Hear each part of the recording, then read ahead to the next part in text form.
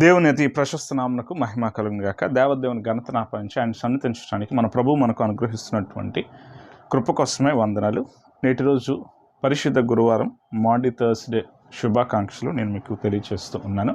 పరిశుద్ధ లేఖన భాగంలో నుండి నేటి లేఖన భాగం నిర్గమాకాండం 12వ అధ్యాయము మొదటి 14 వచనాలు కలిగిన లేఖన భాగము, మొదటి కొరింథీ పత్రిక 11వ అధ్యాయం 23వ వచనం మొదలు 32 వరకు ఉన్నటువంటి లేఖన భాగము, యోహాను సువార్త 13వ అధ్యాయము మొదటి 15 వచనాలు కలిగిన లేఖన భాగాలను నేటి లేఖన భాగాలుగా గమనం చేస్తూ ఉన్నాము. లేఖన భాగంలో నుండి మనకు ఇవ్వబడినటువంటి శీర్షిక శుద్ధీకరణ. శుద్ధీకరణ అనగా మనల్ని మనం పవిత్రీకరించుకోవటం, పరిశుద్ధపరచుకోవటం, మనల్ని మనము కడుగుకోవటం అనేటువంటి విధానం శుద్ధీకరణలోనికి వస్తుంది. మనకున్నటువంటి పాపస్థితి నుండి, మనమున్నటువంటి మాలిన్యమైనటువంటి జీవితం నుండి మనము మరలుకొని దేవుని వైపు తిరగటానికి మనల్ని మనము కడుగుకునే వారంగా ఉండటం అనేది శుద్ధీకరణలో మనము గమనం చేయగలుగుతాం. నేటి లేఖన భాగంలో మనం ఆలోచన చేస్తూ ఉంటే యేసుక్రీస్తు ప్రభువారు ఒక మాదిరి చూపించినటువంటి సత్యం యోహాను సువార్త 13వ అధ్యాయంలో మొదటి 15 వచనాల్లో మనం చూస్తాము. దీనికి అనుసారంగా దీనిని ఎక్కడి నుండి ఏ విధానాన్ని బట్టి ప్రభువు జరిగించిన స్థితి ఉంది అనే వివరణ ఆలోచన చేస్తూ ఉంటే మొదటి కొరింథీ పత్రికలో పౌలు కూడా ప్రభురాత్రి భోజన సంస్కారము నేను ప్రభువు నుండి పొందుకున్నటువంటి విధానాన్ని బట్టి దీనిని మీరు జరిగించేటువంటి వారుగా మీరు కూడా కొనసాగించేటువంటి విధానం కొరకై ప్రభువులో మనము పాలివారంగా ఉండాలంటే ఖచ్చితంగా మనము ఆయనలో పాలు పొందుకోవటానికి మనము ఆయన శరీరం తిని రక్తమును పానం చేసి మనల్ని మనము పవిత్రీకరించుకోవాలనేటువంటి మాటలు కొరింథీ పత్రికలు కూడా మాట్లాడబడటాన్ని మనం చూస్తూ ఉన్నాం. పాత్రముల లేఖన భాగము నిర్గమాకాండం 12వ అధ్యాయం మొదటి 14 వచనాలు ఉన్నటువంటి లేఖన భాగాన్ని నేటి లేఖన భాగంగా మనం గమనం చేసే అప్పుడు పస్కాను గూర్చి, వాస్తవానికి ఈ ఆచరించేటువంటి పండుగ అనేది వారు ఆచరించడానికి దేవుడు ఒక జ్ఞాపకాన్ని వారిలో ఉంచాడు.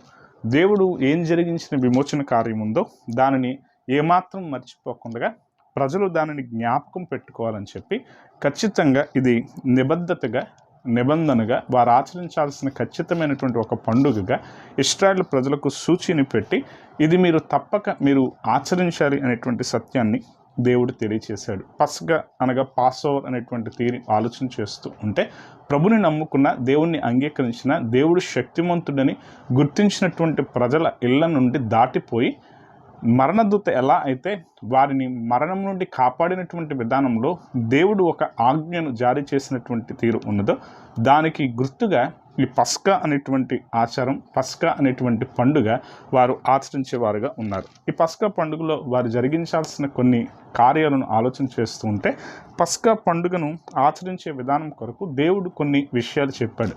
ఆ విధానాలు ఏమేమి అని ఆలోచన చేస్తూ ఉన్నప్పుడు దానిని నీవు ప్రత్యేకపరిచి నీ దగ్గర దానిని ఉంచుకొని దాని విషయమై దాన్ని పోషిస్తూ నిన్నటి పాఠానికి కొనసాగింపుగా ఆలోచన చేస్తూ ఉన్నప్పుడు గురుద్రోహంగా ఉన్నటువంటి పాఠంలో జకర్యా గ్రంథం నుంచి మనం గమనం చేసినటువంటి లేఖన భాగములకు కొనసాగింపుగా ఎవరైతే కాపురులు వాటిని కాయక ఉండి వాటిని పోషింపకుండా వాటిని తినేవారుగా ఉంటారో, వాటి ఫలితాన్ని కొవ్వు పట్టిన వాటిని తినటానికి వారు ఎలాగనో మక్కువ చూపుతారో కానీ బాధ్యతను విస్మరించినటువంటి వారుగా ఉంటారో ఆ విధానానికి కొనసాగింపు ఆలోచన చేస్తూ ఉంటే ఇక్కడ ఖచ్చితంగా ఒక గొర్రెపిల్లను ప్రత్యేకపరిచి దేవునికి బలి అర్పణగా అర్పించేందుకొరకై ఈ ఆచారం జరిగించేటువంటి స్థితి కొరకు దానిని నీవు పెంచుతూ, దాన్ని పోషిస్తూ, దాని సంరక్షణ చూస్తూ దాని మీద నీ పాపము మోపి నీకు బదులుగా దానిని అర్పించేటువంటి తీరు నీవు జరిగించాలి. ఈ విధానాన్ని జరిగించేటువంటి విషయాల్లో చాలా ఖచ్చితంగా వారు పాటించాల్సిన తీరు ఏమిటి అంటే మొదటిది సహవాసం అనేటువంటి తీరు చెప్పటం జరుగుతూ ఉంది. ఏం చెప్తున్నాడు దేవుడు అంటే నీ పొరుగువానితో ఒకవేళ నీవు ఏర్పాటు చేసినటువంటి ఒక గొర్రెపిల్ల, మేకపిల్ల అనేది నీ కుటుంబానికి అది సరిపోయే తీరు కంటే ఎక్కువగా ఉంటే నీవేం చేయాలంటే ఒక మేకపిల్లను ఆలోచన చేస్తూ ఉంటే ఒక మేకను ఒక్కరోజులో మనం కుటుంబం అంతా తినేవారంగా ఉంటామంటే తినలేము. ఆ విధానాన్ని బట్టి నీవేం చేయాలంటే నీ పొరుగువాడితో కలిసి నీవు దీనిని ఆచరించాలి. అంటే నీ పొరుగువాడికి నీకు మధ్య ఉన్నటువంటి సత్సంబంధం అనే సహవాసం మొదటి ప్రాముఖ్యమైనటువంటి మెట్టుగా ఉంచాడు. అంటే పొరుగు వాళ్ళతో ఉండేటువంటి విషయాలు ఆలోచన చేస్తూ ఉంటే మనము మన పొరుగువాడి గురించి ఆలోచన చేస్తున్నప్పుడు లేదా మన ఇంటి ప్రక్కన పొరుగువాడు అనేటువంటి విధానంలో ఉన్నటువంటి స్థితులు ఆలోచన చేస్తున్నప్పుడు తరచుగా పొరుగువాడితో వివాదాలు వస్తూ ఉంటాయి. స్థల వివాదాలు, లేదా వారు ఉన్నటువంటి తీరులో ఒకరిని ఒకరు అంగీకరించుకోలేని విషయాలు, ఒకరికొరకు ఒకరు ఉండేటువంటి తీరులో వేరు వేరు విషయాలు అన్నీ కూడా ఎలా వస్తుందంటే పొరుగువాడితోనే ఉంటుంది. రోజు జీవించేటువంటి జీవితాన్ని చూస్తూ ఉన్నప్పుడు కొన్ని నచ్చే ఉంటాయి, కొన్ని నచ్చనివి ఉంటాయి. ఆ విధానాలను బట్టి పొరుగువాడితో సఖ్యత లేని స్థితులు ఉంటాయి. కానీ సంవత్సరానికి ఒకమారు వారు ఏం చేయాలంటే తప్పక ఈ సహవాసంలో ఉండేందుకు ఒకరినొకరు అంగీకరించుకునేటువంటి తీరు చేయాలి.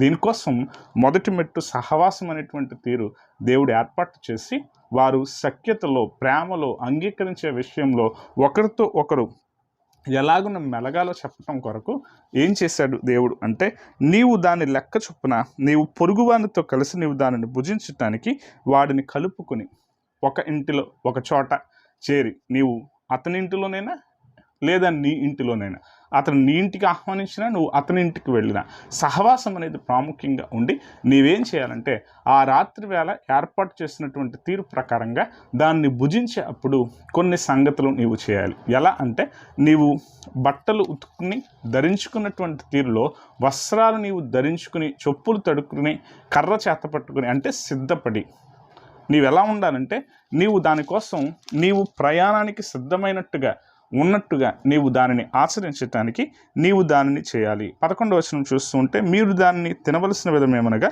మీ నడుము కట్టుకొని, మీ చెప్పులు తొడుక్కుని, మీ కర్రలు చేత పట్టుకొని త్వరపడుచు దానిని తినవలను. అది యెహోవాకు పస్కా బలి. దానిని తినేందుకు నీవు గుర్తు చేసుకోవాల్సింది ఏమిటంటే, దేవుడు నిన్ను విడిపించినటువంటి ఆ రాత్రి వేళ జరిగినటువంటి కార్యాన్ని గుర్తు చేసుకుంటూ నీవిది చేయాలి. అంతేకాదు, నీ పిల్లలకి ఇది అర్థం కాని తీరు ఉంటే వారు నిన్ను ప్రశ్న అడుగుతారు. ఎప్పుడంటే ఇది తరతరాల కట్టడిగా అది జరుగుతూ ఉన్నప్పుడు, ఎప్పటి తరంలో ఈ సంగతులు జరిగాయో ఆ విషయాలు జ్ఞాపకంలోనికి తీసుకుని వచ్చి, దేవుడు మనలను మరణములకు అప్పగింపకుండా మనలను మరణం నుండి తప్పించాడు గనుక మనం ఈ కార్యం చేస్తూ ఉన్నాము. దేవుడు ఆ రాత్రి వేళ ఏం చేశాడంటే, దేవుడు మనము పెట్టిన మొరకు ఆయన వినినవాడుగా ఉండి దానికి ఆయన ఏం చేస్తున్నాడంటే, ఆ రాత్రి వేళ తీర్పు తీర్చే కార్యంగా జరిగించినటువంటి తప్పిదాలు ఎలా అయితే ఐగుప్తీయులు వీరికి వెట్టి పనిని చెప్పి కష్టపెట్టి ఎంతగానో ఇబ్బంది పెట్టినటువంటి తీరులో న్యాయంగా ప్రవర్తించక వారు జరిగించిన అన్యాయానికి దేవుడు తీర్పు తీర్చి ఆయన ఏం చేస్తున్నాడు అంటే వీరిని విడిపించే కార్యం చేస్తున్నాడు. ఆ విడిపించేటువంటి కార్యం జరిగించే అప్పుడు దేవుడు ఏం చేశాడంటే మన ప్రాణాలను కాపాడాడు. దేవుడు ప్రతివారి మీద కూడా ఆధిపత్యం కలిగినటువంటి దేవుడుగా ఆయన ఎలా ఉన్నాడో దాన్ని రుజువు చేయటానికి దేవుడు ఖచ్చితమైనటువంటి తీరులో ఆయనను కృప చూపిస్తూ ఆయన తాను చేసిన కార్యాన్ని నీ బిడలకు అభ్యసింపచేసేటువంటి తీరున అది నీవు తెలియజెప్పాలి అనేటువంటి మాట అక్కడ చెప్పబడటాన్ని మనము చూస్తూ 24వ వచనం, కాబట్టి మీరు నిరంతరము మీకును మీ కుమారులకును దీనిని కట్టడిగా ఆచరింపవలను. యెహోవా తాను సెలవిచ్చినట్టు మీకు ఇచ్చుచున్న దేశమందును మీరు ప్రవేశించిన తరువాత మీరు దీనిని ఆచరింపవలను. మరియు మీ కుమారులు మీరు ఆచరించి ఈ ఆచారం ఏమిటని మిమ్మల్ని అడిగినప్పుడు మీరు ఇది యెహోవాకు పస్కా బలి. ఆయన ఐగుప్తీయులను హతము చేయుచు మన ఇండ్లను కాచినప్పుడు ఆయన ఐగుప్తులోనున్న ఇశ్రాయేలీయుల ఇండ్లను విడిచిపెట్టెను అనవలెనని చెప్పాను. అప్పుడు ప్రజలు తలలు వంచి నమస్కారం చేస్తారు. ఏం చేయాలి అంటే, మీరు గుర్తుపెట్టుకోవాలి, మీ పిల్లలకు ఈ విషయాలు అర్థం కాక ఉండే తీరున వారు ఏమని అడుగుతారంటే, ఇదెందుకు, అసలు ఇది ఎందుకు చేస్తున్నాం, ఇలా ఎందుకు చేయాలి, ఇలా తయారై తినటం ఏంటి అనే విధానాల్లో వారికి కొన్ని ప్రశ్నలు వస్తాయి. ఆ ప్రశ్నలు వచ్చినప్పుడు మీరు దేవుని కృపను గుర్తు చేసుకుని దానిని జ్ఞాపకం చేసుకుని, దేవుడు మిమ్మల్ని ఎలా విడిపించాడో ఆ విషయాన్ని జ్ఞాపకం చేసుకుని దేవునికి కృతజ్ఞత చెల్లిస్తూ మీరు పిల్లలకు దాన్ని అభ్యసింపచేసి దేవునికి కృతజ్ఞులుగా వారు ఉండటానికి ఆ మాటలు అక్కడ చెప్పి వారు దేవునికి అక్కడనే మ్రొక్కే తీరున దేవునికి నమస్కారం చేసి, అంటే ఈ వచనాలు ఆలోచన చేస్తూ ఉంటే మనము ఈ సంగతిని జరిగిస్తున్నప్పుడు సహవాసంగా కుటుంబంగా కూర్చుని ఈ సంగతులు జ్ఞాపకం చేసుకుని దేవుడు మీకేమేలు చేశాడు, మరణం నుండి విడిపించేటువంటి విధానాల కొరకు ఒక్కొక్కరి జీవితంలో ఏ కార్యాలు చేశారో అవి జ్ఞాపకం చేసుకుని దేవునికి వందనాలు చెప్పి, దేవా ఈరోజు మాకు ఇచ్చావు, అది నీకు కృతజ్ఞత చెల్లించడానికి ఈరోజు నీవు మాకు ఇచ్చిన రోజుని దేవునికి స్తుతి చెల్లించి వారు ఏం చేయాలి అంటే దేవుణ్ణి స్తుతిస్తూ సహవాసంలో బలపడాలి. ఒకరికొకరు ఆ సంగతులు చెప్పుకున్నప్పుడు దేవుని శక్తి ఎలా ఉంటుందో అది గుర్తుపట్టేవారుగా ఉండటానికి. ఒకరు మేలు చెప్తున్నప్పుడు ఇదిగో నాకు జరిగిన మేలు ఇది అంటే, ఒక్కొక్కరి జీవితంలో వారు పొందిన కృప కూడా జ్ఞాపకం చేసుకుంటూ, వారు పొందిన విడుదల జ్ఞాపకం చేసుకుంటూ, వారు అనుభవించినటువంటి బాధ జ్ఞాపకం చేసుకుంటూ, వారిని దేవుడు ఎంత బలపరిచాడో కృతజ్ఞత చెల్లించేటువంటి జ్ఞాపకం అనేది జ్ఞాపకంగా ఉంటది.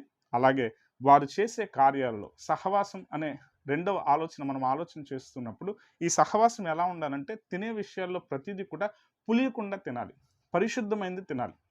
ఏ రోజుదే ఆ రోజే తినాలి. మిగిలినది ఏదైనా సరే అది ఉంటే అగ్నితో కాల్చివేయాలి తప్ప బయటికి దానిని పారవేయటానికి వీలు లేదు. అంటే దీనికోసం ఎలా అంటే ఒకరికి ఆ కుటుంబం అంతా కలిసి కష్టపడితేనే ఆ పని ఆ సమయానికి పూర్తయి ఆ రోజుకు అది సంపూర్తి అవుతుంది. దానిలో ఆ పని చేసే అప్పుడు ఒకరికి ఒకరు సహాయకులుగా నిలబడుతూ, మరొక కుటుంబం సహాయకులుగా నిలబడుతూ, ఆ పదార్థాలను వండేందుకొరకు వారు ఒక్కొక్కరికి సహాయం చేసుకుంటూ సహవాసంలో నిలబడతారు.